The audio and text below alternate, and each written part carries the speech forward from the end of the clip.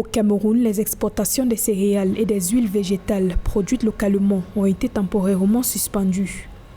La décision est contenue dans une note signée le 27 décembre 2021 par la direction des douanes. Une mesure qui intervient en réponse à une lettre adressée le 3 décembre au gouverneur de la région de l'extrême nord, Midjiyawa Bakari, par le ministère camerounais du Commerce.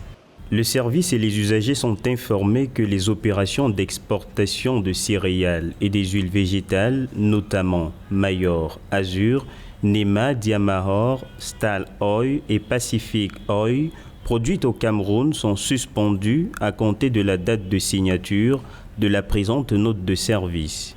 La lettre écrite par le ministère camerounais du Commerce recommandait d'interdire l'exportation des céréales, y compris le riz, maïs, mil, sorgho, vers les pays frontaliers, afin de contrôler la flambée des prix sur le marché local et garantir l'approvisionnement des populations.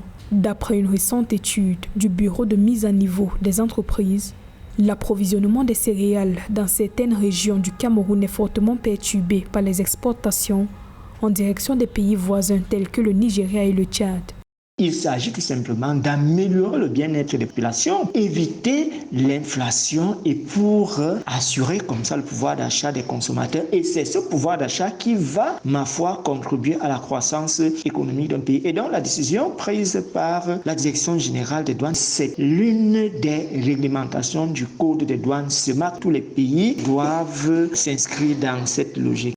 La récente étude indique que chaque année, environ 70% de la production de riz au Cameroun est exportée vers le Nigeria.